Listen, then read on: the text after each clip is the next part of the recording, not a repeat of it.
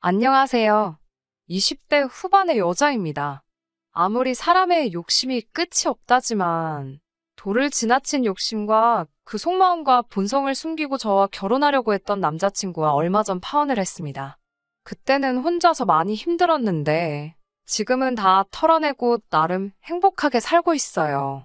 어릴 적에 온 가족이 이민 생활을 하다가 20대 초반에 한국을 돌아오게 되면서 친구도 많이 없어 어디 털어놓을 사람도 없었는데 우연찮게 자기의 사연을 공유하는 이곳을 알게 되면서 이렇게 저의 이야기도 한번 보내봅니다. 앞서 말씀드렸다시피 저희 가족들은 제가 어린 시절에 미국으로 이민을 떠났습니다. 가정 형편이 좋아서 떠난 이민이 아니에요. IMF 이후 아버지가 실직을 해서 힘들어진 상황에 더 이상 한국 땅에 발붙여 살 만한 곳이 없어서 도망치듯 떠난 이민입니다. 자랑스러운 일은 아니네요. 가족 중에 그 누구보다 고생한 건 저희 어머니셨어요. 그나마 요리를 잘 하시는 편이라서 말도 안 통하는 타국 땅에서 그래도 장사를 크게 하고 있는 한식당에 취직을 하셔서 저희 가족들을 먹여 살렸습니다. 다행히 저희 고모께서 미국에 이미 오래전에 먼저 넘어가셔서 자리를 잡고 계셨는데 당시 혼자 지내시던 고모가 집에 빈 방을 내어주시면서 미국에 정착하는데 그렇게 많은 돈이 필요하지 않았습니다. 하지만 평생을 회사원으로 살아오신 아버지가 미국에서 할 만한 일이 많지 않았어요. 아버지께서 영어를 할 줄 아시는 것도 아니고 그렇다고 특별한 기술을 가지고 계시지 않았기 때문에 아버지는 근처 교민들의 가게에서 일당 받으면서 일을 하셨습니다. 한국에서 다니시던 회사가 망하기 전까지는 그래도 회사에서 나름 부장님 소리 들으며 일을 하셨기 때문에 자꾸 그 시절 생각을 하면서 몸쓰는 일을 하는 걸 굉장히 싫어하셨어요. 자격지심도 생겼는지 말도 안 통하는 곳에서 일자리를 주신 고마우신 분들과 자주 다퉈서 일을 그만두는 건 부지기수였고 나중 가서는 일도 안 나가시고 집에서 매일 술만 드시는 게 일이었습니다. 그나마 제가 나이가 워낙 어릴 때라서 제가 학교 끝나는 시간부터는 보호자가 필요했기 때문에 아버지가 그 역할을 자처하시고 대신에 어머니가 매일같이 일하러 나가셔서 고생을 많이 하셨습니다. 아버지의 술주정 정도는 참을 수 있었는데 뭐가 그렇게 힘드셨는지 어머니가 벌어온 돈을 가지고 아버지는 몰래몰래 도박에 빠져들기 시작했고 나중 가서는 우리 가족의 정착 자금과 제 대학 공부를 위해 어머니께서 따로 모아놓은 돈에까지 손을 대시면서 10년 가까이 아끼고 모아온 소중한 돈을 하루아침에 탕진해버리셨어요. 그 어떤 힘든 일이던 간에 꿋꿋이 참아오신 강인하신 어머니도 그 상황만큼은 견뎌내실 수 없으셨나 봅니다. 어머니가 그렇게 격한 감정을 표현하신 건 처음 봤어요. 어떻게든 저 하나만큼은 고생시키지 않고 모자람 없이 키우고 싶으시다던 어머니는 그날 모든 걸 포기하셨어요. 그렇게 오열하던 어머니의 모습이 제가 미국에서 본 어머니의 마지막 모습입니다. 다음 날 어머니는 편지 한 장만 남기시고 혼자 한국으로 떠나셨어요. 사람들은 왜 그렇게 있을 때 잘하지 못하고 지나고 나서 후회를 하고 반성을 하는지 모르겠습니다.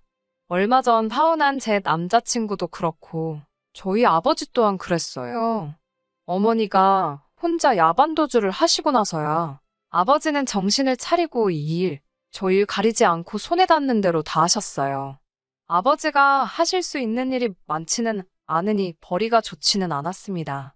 엎친 데 덮친 격으로 고모까지 미국 사람과 재혼을 하게 되시면서 저희는 고모 집에서도 나갈 수밖에 없는 상황이 되었습니다. 저도 나름 목표하던 대학이 있었지만 아무리 장학금을 받아도 생활비까지는 제가 충당할 엄두가 나질 않더라고요. 그래서 저도 고등학교를 졸업하고부터는 일을 시작하게 되었습니다. 그래도 어머니한테 물려받은 재주가 있는지 제가 요리를 곧 잘하는 편이라서 도심지에 있는 나름 유명한 레스토랑에서 일을 시작할 수 있었습니다. 기약이 없는 이민 생활이었지만 그래도 아버지와 제가 둘이서 돈을 모으기 시작하면 10년 정도만 모으면 아버지와 제가 둘이 살 만한 작은 집 정도는 하나 살 수 있겠다는 계산이 서더라고요. 원래는 어머니가 모았던 돈이 있었다면 진작에 샀을 집이었지만 아버지가 그 돈을 다 날려먹었으니 고모 집에서 나온 이후로는 한 달에 100만 원이 가까운 돈을 내면서 월세살이를 하고 있었거든요. 정말 월세로 내는 돈이 세상에서 제일 아깝다는 생각마저 들었습니다. 그렇게 3년 동안 열심히 어깨너머로 요리도 배우고 정신없이 바쁘게 살면서 돈을 모아왔습니다. 제가 한국으로 돌아오기로 결심하게 된 건 통장에 차곡차곡 쌓이고 있는 돈을 보는 게 인생의 유일한 낙이었던 언젠가였습니다. 평소처럼 열심히 일을 하다가 퇴근을 했는데 아버지가 집에 계시지 않더라고요. 이따금씩 새벽까지 일하시는 게 있으셔서 아침이 돼서야 들어오시려나 보다 하고 대충 넘겼어요. 그리고 아침에 일어났는데 아버지가 돌아오실 시간이 넘었는데도 돌아오지 않으시더라고요. 전화기도 꺼져 있고 어디서 뭘 하시는지 걱정이 돼서 그날은 출근까지 할 수 없었습니다. 아버지의 행방을 알 수 있던 건 그날 저녁이었어요. 경찰서에서 연락이 왔습니다. 아버지가 술에만 취해서 행패를 부리고 다닌다고요. 수중에 돈도 얼마 없었는데 탈탈 긁어모아 보석금을 내고 아버지를 빼내왔어요. 아버지는 술이 아직도 깨지 않으셨는지 제가 운전하는 차 옆에서 고개를 돌린 채 아무 말도 없으시더라고요. 그리고 나서 충격적인 사실을 전해 듣게 되었습니다. 아버지가 다짜고짜 미안하다면서 눈물을 보이시더군요. 안 좋은 예감이 들었지만 아버지가 울고 계시니 왜 그러시냐 물어볼 수밖에 없었어요. 아버지는 기어이 여태까지 아버지가 모은 돈과 제가 졸업 후에 대학교도 포기하고 모아놓은 돈에 또다시 손을 대신 거였어요. 같이 일하시던 분하고 잠깐 놀러 갔다던데 조금씩 돈을 잃기 시작하니 본전 생각이 나서 한 번만 더 하다가 통장에 있는 돈까지 손을 대신 거였어요. 막상 저희를 버리고 떠난 어머니가 원망스러웠는데 그때가 되니 어머니 기분이 이해가 되더라고요. 정신 차린 듯 보였지만 태생부터 구제불능이었던 아버지였던 거예요. 차라리 어머니가 저를 혼자 남겨두지 않고 같이 데리고 가셨으면 하는 생각이 들기까지 했습니다. 도무지 참을 수가 없었어요. 그 뒤로 아버지와는 한 집에 있어도 말 한마디를 섞지 않았습니다. 한 달 동안 정말 제가 일하던 레스토랑에서 법이 허락하는 선에서 최대한 일을 하고 남는 시간에는 아는 분 통해서 또 다른 일을 했어요. 그렇게 한 달 내내 쉬는 날도 없이 일만 했더니 제 손에 700만 원이라는 돈이 생겼습니다. 그 돈으로 아버지가 혼자 지낼 수 있게 한 달치 월세를 미리 내놓고 또 나머지 100만 원은 현금으로 찾아서 허튼 데 쓰지 말라는 편지만 남겨두고 남은 돈으로는 비행기표를 사서 저도 혼자서 귀국길에 올랐습니다. 반나절이 넘게 걸리는 비행기 안에서 혼자 울었다가 한편으로는 후련하기도 한 마음 때문에 웃었다를 반복했어요. 누가 보면 저를 미친 사람으로 봤을 수도 있었을 정도로 정신없는 비행이었습니다. 아무튼 제 과거 이야기가 너무 길었네요. 한국으로 돌아오고 나서는 제 수중에 남아있는 돈으로 보증금 200에 월세 30만 원짜리 허름한 방에서 혼자서 생활을 시작했습니다.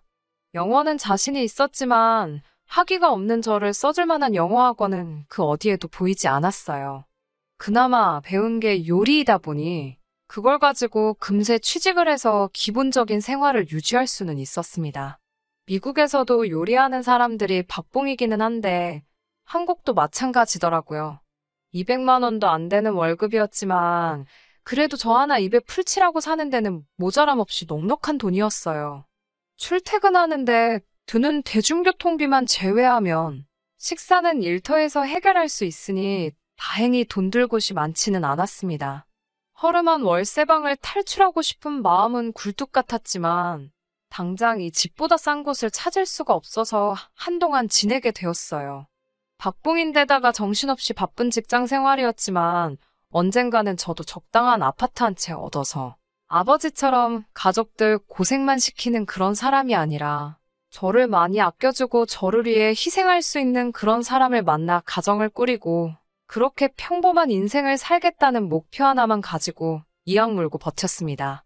그렇게 하루하루를 살아가고 있던 제게 결혼까지 약속하게 되는 그런 사람이 찾아왔어요. 정말 상상도 못한 만남이었습니다. 하루는 제 핸드폰으로 모르는 번호로 전화가 왔어요. 보통 모르는 번호로 전화가 오면 받지를 않는데 같은 번호로 수도 없이 전화가 걸려왔습니다. 계속해서 무시하고 있었는데 문자로 제 이름을 들먹이며 어머니 일로 전화를 드렸다는 문자를 받았습니다. 어머니와는 이미 10년 가까이 연락 한 통 없이 지냈는데 어떻게 제 정보를 알아내서 사기를 치려는 건가 하는 의심이 들었지만 또 어머니라는 단어를 보니 그 문자를 모르는 척 할 수가 없겠더라고요. 그 문자를 받고 나서 몇 시간 정도 혼자 고민하다가 무슨 이야기인지 드러나 보자는 심정으로 전화를 걸었습니다. 전화기 너머로 제 또래 정도로 생각되는 남자의 목소리가 들려왔어요. 남자는 자기를 어머니와 꽤 오래 같은 식당 홀에서 서빙일을 하는 사람이라고 소개했습니다. 저희 어머니는 주방에서 일을 하셨는데 일터에서 만난 두 사람이지만 어머니께서 제 또래인 그를 보고 제 생각이 많이 나서 여러모로 신경을 많이 써줬다고 하네요. 그렇게 저를 안심시키고 나서 곧바로 금전을 요구할까 싶어 많이 걱정했는데 그는 곧바로 어머니에 대한 소식을 전해줬어요. 어머니가 많이 아프시다고요. 어머니가 입원해 계신다는 병원 주소를 받아 그 병원으로 향하는 택시 안에서 참 여러 가지 생각이 오고 갔어요. 어머니가 아프다는 말에 걱정이 되면서도 어머니가 어떻게 제가 한국으로 돌아온 사실을 알고 계셨던 걸까? 아니면 정말 금품을 노린 신종 사기 수법인가 하는 등등 어머니를 다시 만날 수도 있다는 기쁨과 많이 아프시다는 말에 기대 반 걱정 반으로 병원으로 향했습니다. 병원 대합실에서 저를 기다리던 그와 만났어요. 평범하고 무난한 인상이라 그런지 이 사람이 저에게 사기를 칠 것 같다는 생각이 들지 않았습니다. 어머니가 계신다는 병실에 어머니가 안 계시다면 그냥 그 길로 저는 돌아가 버리면 되는 상황이고 병원 안에도 사람이 많았기 때문에 저한테 해코지를 하거나 위험한 일들이 생기지 않겠다는 확신이 들어서 그를 따라갔어요. 어머니가 입원해 계신다는 병실로 향하는 동안 그는 주절주절 여러 이야기를 해줬습니다. 저를 찾는데 정말 너무너무 힘들었다. 겨우 찾았다고 생각했는데 전화를 안 받아서 집 주소까지 알아내서 찾아가 볼까도 고민 많이 했었다 하면서요. 금세 어머니가 입원해 계시는 병실에 도착했고 저는 그날 어머니와 10년 만에 재회를 하게 되었습니다. 하지만 재회의 기쁨도 잠시 어머니는 정말 몸이 많이 안 좋아 보이셨어요. 암이 이미 전신으로 퍼져서 손쓸 방도가 없다는 충격적인 소식을 전해주셨습니다. 매일같이 저를 두고 온 마음의 잠도 제대로 못 이루고 계셨다고 해요.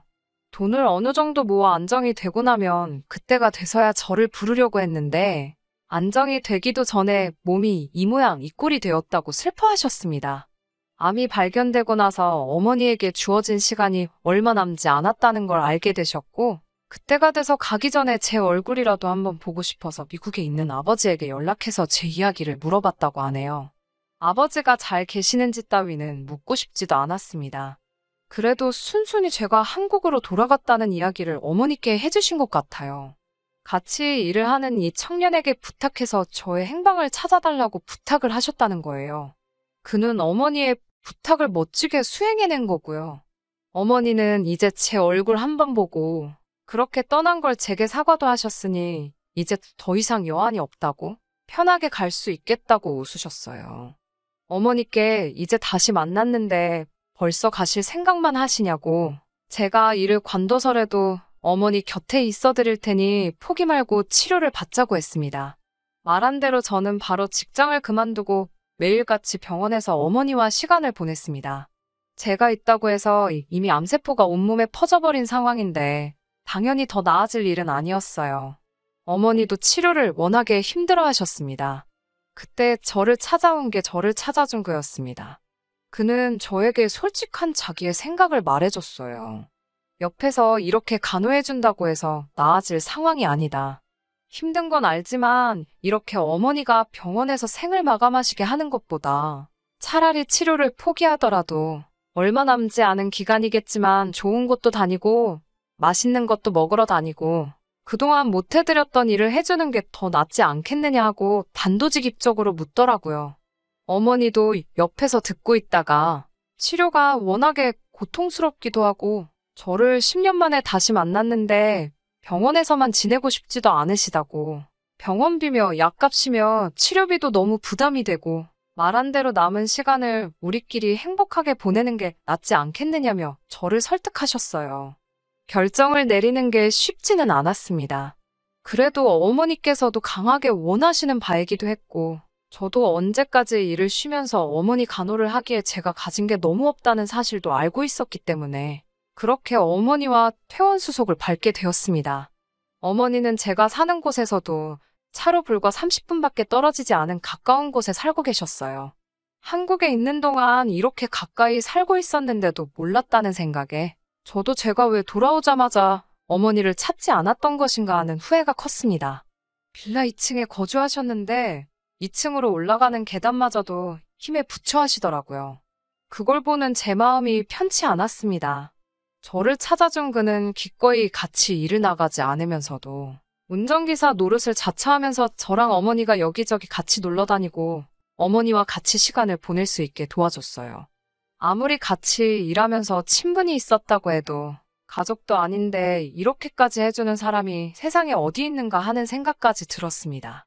그렇게 셋이서 같이 시간을 보내다 보니 저도 자연스럽게 그와 정이 들기 시작했어요. 그리고 그 남자의 고백으로 저희는 연인 사이가 되었습니다. 어머니도 일을 하면서 그를 보면 제 생각이 많이 났고 어머니 눈에는 요즘 세상에 이렇게 성실한 청년이 또 어디 있겠냐며 저희가 연인이 된 사실을 축하해 주셨어요. 그렇게 짧고도 긴 4개월이 지나갔고 어머니는 결국 돌아가셨습니다. 그래도 가기 전에 저와 함께 시간을 보낼 수 있어서 많이 행복하셨다고 든든한 짝이 생긴 걸 두 눈으로 보고 가니 안심이 된다는 마지막 말을 남기고 저는 다시 어머니와 영영 이별을 하게 되었습니다. 참으로도 견디기 힘들었습니다. 그래도 남자친구가 제 곁에서 든든한 기둥 역할을 해주었기에 이겨내는데 그리 오랜 시간이 걸리지 않았습니다. 어머니의 장례식이 완전히 끝나고 나서 얼마 뒤에 어머니께서 제 앞으로 거액까지는 아니지만 상당한 금액의 보험금을 남겨두셨다는 사실을 알게 되었어요. 어머니가 살고 계시던 빌라도 제가 상속을 받게 되었고요. 아이러니하게도 어머니를 떠나보냄과 동시에 제가 꿈꾸던 평범하고 안정된 삶을 손에 넣게 되어버린 거죠. 그리고 나서 생각지도 못한 사람이 미국에서 저를 찾아왔습니다. 다른 사람도 아닌 제 아버지였어요. 어머니가 돌아가신 슬픔을 같이 나눠줄 줄 알았던 아버지는 대뜸 저를 보자마자 어머니가 남겨놓은 보험금이 있지 않겠냐며 다 알고 왔다고 저에게 돈을 요구하시더군요. 반평생을 부부로 살아왔기 때문에 그 돈을 가질 자격이 된다고 하시면서요. 그때 제 곁을 지켜준 게 남자친구입니다. 아무리 미워도 아무리 가족들 고생시킨 사람이라도 가족이었기 때문에 저는 아버지를 내칠 수 없었는데 남자친구는 단호하게 아버지에게 돈 한 푼도 주면 안 된다고 저에게 단단히 말을 해왔습니다. 어머니가 저의 행복을 위해서 남겨준 것이지 또다시 아버지에게 빼앗기라고 준 돈이 아니라면서 말이죠. 그렇게 지독하게도 오래되었던 아버지와의 악연을 끊어낼 수 있게 도와준 게 남자친구였습니다. 저는 그날 이후로 남자친구를 세상 그 누구보다 신뢰하게 되었어요. 그리고 정말 얼마 지나지 않아서 결혼 이야기까지 오고 가게 되었습니다. 그때까지도 저는 정말 제가 어머니를 조금이라도 일찍 찾았더라면 어머니가 제가 결혼하는 모습도 볼 수 있지 않았을까 하는 생각이 들었어요. 같이 있을 때는 너무나도 든든한 남자친구였지만 요 몇 달간 제가 어머니와 시간을 보내는 걸 도와준다고 그나마 다니고 있던 식당에서 해고까지 당하는 바람에 마땅한 직장도 없는 사람이었으니 당장 아무런 벌이가 없는 상황이었어요. 신랑감으로 적합한 상황이 아니라는 건 알고 있었습니다. 그래도 상관없었습니다. 어머니가 남겨주신 집도 있으니 신혼집 걱정할 것도 없고 저는 그래도 경력이 있기 때문에 당장 직장을 구하는데 별 문제가 없었습니다. 그러는 와중에 남자친구가 어머니의 보험금을 가지고 체인점 형식의 식당을 하나 오픈하면 어떻겠냐고 제안을 해왔어요. 어쨌든 접객을 해본 경험도 있고 저도 요리가 본업이다 보니 괜찮은 제안이라 생각했습니다. 당장은 제가 출근을 하기로 하고 그동안 남자친구는 가게 자리와 어떤 체인점을 오픈할지 알아보기로 했고 그렇게 저희는 서로의 미래를 약속하고 결혼 준비를 하기 시작했습니다. 하지만 결혼 약속을 하고 나서 이 남자의 시커먼 속내를 알아버리게 되었습니다. 일을 마치고 나서 저녁 늦게 집에 들어왔는데 현관문 너머로 집안의 인기척이 느껴지더라고요. 남자친구가 와 있나 하고 문을 열고 들어갔는데 남자친구 혼자만 있는 게 아니었습니다. 남자친구의 어머니가 같이 계시더군요. 결혼을 약속하긴 했지만 아직 정식으로 인사를 드린 적도 없는데 저희 집까지 어머니를 데리고 들어온 이유가 뭔지 참 궁금했어요. 어머님에게 인사를 시키기엔 장소가 제가 사는 집이라는 것이 이해할 수가 없었습니다. 그런데 어머님께서 꺼내시는 말을 듣고 그 속셈이 무엇인지 단번에 알아차리게 되었어요. 어머님은 저를 보자마자 이 집이 아무리 방이 2개라지만 3사람이 살기에는 너무 좁은 것 같지 않냐고 하셨어요. 제 이름이 뭔지, 제가 당신 아들과 결혼할 여자라는 사실도 묻기 전에 다짜고자 말이죠. 그러고선 돌아가신 어머니가 남겨준 보험금이 있다고 들었는데 이 집을 팔고 그 돈을 합쳐가지고 30평대 방 3개짜리 아파트를 하나 구하는 게 어떻겠냐고 말을 하시더라고요. 남자친구가 그 돈은 결혼 후에 저희가 사업을 시작할 때 쓰려고 해서 못 쓴다고 어머님에게 한마디 하더라고요. 어머님 의견에 반대를 해준 건 다행이지만 여전히 어머님이 왜 우리 집까지 와서 저러고 있는지는 설명이 되지 않았습니다. 그리고 무엇보다도 3사람이 산다는 게 무슨 뜻으로 한 말인지 그 의도가 너무 뻔히 보여서 제가 아무 말도 하지 않을 수가 없었어요. 그래도 시어머니가 되실 분인데 시작부터 단추를 잘못 끼울 필요는 없으니 못 알아들은 척 아직 남자친구와는 자녀 계획은 따로 없고 둘이서 살기엔 교통도 그렇고 이만한 집이 또 없다고 생각한다고 말했습니다. 하지만 어머님도 여간내기가 아니셨어요. 자기가 한 말 뜻을 정확히 알아들었으면서 모르는 척하는 것 좀 보라며 제 머리 꼭대기 위에 서 계시더라고요. 어머님과 저 사이에 묘한 기류가 흐르기 시작하니 남자친구가 그걸 눈치채고는 둘 사이에 끼어들어서 분위기를 전환하려고 하더라고요. 좋은 소식을 전해주러 온 자리인데 2사람 다 서로 날세울 필요 없다고 하고는 좋은 소식이라고 전해주는 말이 다른 게 아니고 가게 자리도 수배가 끝났고 요즘 유행하는 치킨집을 하기로 결정했다는 거예요. 평소였으면 잘 되었다고 축하할 일이었겠지만 그렇게 썩 기쁜 소식이 아니었어요. 왜냐하면 남자친구가 저와 어머님을 뜯어말리면서 덧붙인 말 때문입니다. 남자친구는 이제 한 가족이 될 사이인데 사이좋게 지냈으면 좋겠다고 말을 하더라고요. 남자친구를 방으로 끌고 들어가 말했어요. 사이좋게 지내고 말고를 떠나서 셋이 산다고 하시는 저 말씀이 대체 무슨 뜻이냐고 곧바로 따져 물었어요. 그러자 한다는 말이 너무나도 당당하게 무슨 말인지 모르겠냐고 말하며 우리가 결혼하게 되면 자기 어머니도 같이 함께 산다는 말이지 않겠느냐고 하는 겁니다. 그런 말은 전에도 한 적 없지 않냐 했더니 그래서 지금 말하는 거 아니겠냐는 뻔뻔한 대답을 하네요. 어떻게 그걸 나랑 상의도 없이 정할 수 있느냐 했더니 어차피 이제 어머니도 안 계시는데 자기 엄마를 어머니라 생각하고 모시고 살면 되지 않겠느냐는 알 수 없는 소리를 했어요. 그러면서 저를 위한 배려랍시고 한다는 말이 어차피 치킨집은 닭만 튀기면 되는 거니 제가 딱히 주방에 들어갈 필요까지는 없다고 하는 겁니다. 튀기는 거야 아무나 해도 되는 거고 저보고는 앞으로 일할 필요 없이 집에 있으면 된다고 하는 씨알도 먹히지 않는 소리를 꺼내는 겁니다. 요즘 같은 세상에 와이프 일 안 시키고 집에만 있으라고 하는 남자 흔치 않다며 저보고 복 받은 거나 마찬가지라고 하더라고요. 마침 어머니도 혼자 집에서 외로우실 테고 여태껏 어렵게 살아오느라 외식도 제대로 못 해보셨는데 제가 요리를 할 줄 아니 집에서 이것저것 못 드셔본 음식들을 어머님께 요리해주면 딱 되겠다며 싱글벙글 저를 자기 어머니 수발들게 만들려는 식모계획을 천연덕스럽게 말하더라고요. 너무 어이가 없었어요. 나를 지켜주러 결혼하려던 거 아니었느냐 따졌더니 이게 지켜주는 게 아니고 뭐냐고 오히려 저에게 따져묻더군요. 돌아가신 어머니 돈 고스란히 물려받게 지켜준 게 누구냐면서요. 자기가 저와 결혼하려고 마음먹은 건 저를 지켜주고 싶어서가 아니고 제가 좋은 며느리감이 될 거라 생각했기 때문이랍니다. 정말 충격적이었어요.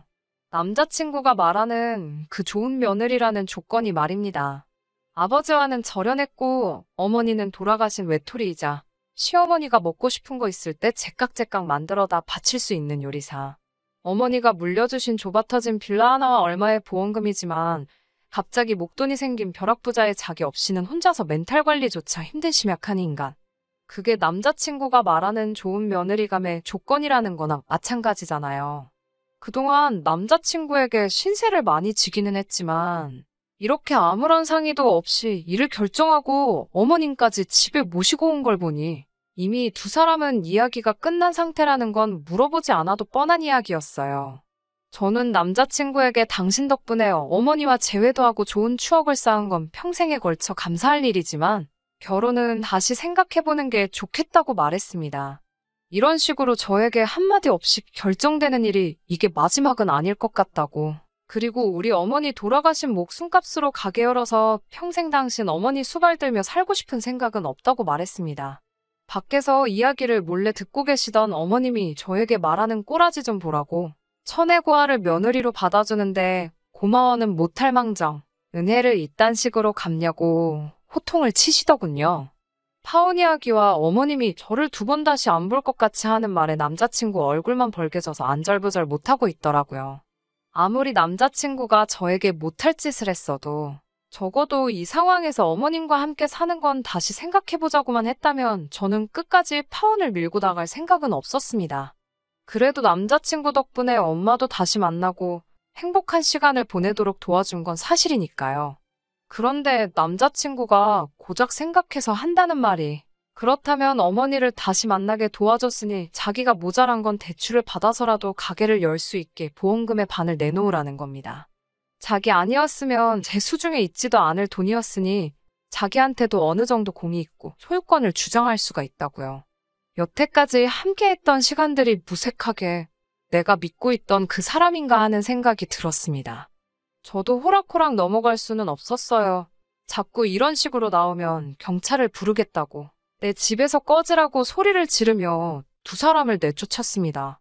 그리고 며칠이 지난 후에 그제서야 남자친구가 직장도 없이 어머니랑 사는 건 답이 안 나온다는 걸 깨달았는지 자기만 살겠다고 어머니와 합가 이야기는 없는 일로 할 테니 다시 시작해보자며 울며불며 들러붙더라고요. 당연히 저희 대답은 싫다였습니다. 이미 그동안 쌓인 신뢰와 믿음을 일순간에 산산조각 내버린 당신 책임이라고. 내가 사람을 잘못 본 만큼 당신도 사람 잘못 봤다고. 나는 절대 좋은 며느리감이 아니니 조건에 맞는 사람 찾아보라고 하고 두 번 다시 연락하지 말라고 말했습니다. 정말 시시하게도 그렇게 이별을 통보하니 남자친구도 답이 안 나온다는 판단을 했는지 더 이상 제게 연락을 하지 않았어요. 앞으로 행복할 일만 있겠다는 생각을 했는데 시작도 하기 전에 저는 다시 외톨이가 되었습니다. 그래도 후회는 하지 않습니다. 신세졌다는 이유 하나만으로 남자친구의 어머니를 마치 내 어머니처럼 모시고 살 생각은 없으니까요. 아버지가 어머니의 보험금을 뺏어가지 못하게 막아준 것도 남자친구지만 한편으로는 제가 그 돈을 들였다면 자기 몫이 사라진다고 생각했기 때문에 그렇게 하지 못하게 한 건가 싶은 생각도 드네요. 비약이 너무 심할 수도 있겠지만 어머니 치료를 포기하라고 제안한 것도 혹시 병원비로 나갈 돈 때문에 보험금이 줄어들지는 않을까 걱정했던 게 아닌가 싶은 생각도 들어요. 그런 뼛속까지 구제불능인 사람이었다면 이렇게 헤어진 게 저에게는 오히려 더 잘된 일이 아닐까 하는 생각을 해봅니다. 그래도 덕분에 어머니와의 좋은 마지막 추억을 만들 수 있었으니 당분간은 그 추억을 발판 삼아 그 어떤 힘든 상황도 행복했던 그때를 회상하며 이겨내려고 해요. 부디 저한테 제가 찾은 행복한 미래가 찾아올 수 있게 여러분들도 저를 응원해 주시면 참 감사하겠습니다. 끝까지 들어주셔서 감사합니다. 오늘의 사연은 여기까지입니다. 구독과 좋아요, 알람 설정 부탁드리고 더 좋은 사연으로 다시 찾아뵙겠습니다. 감사합니다.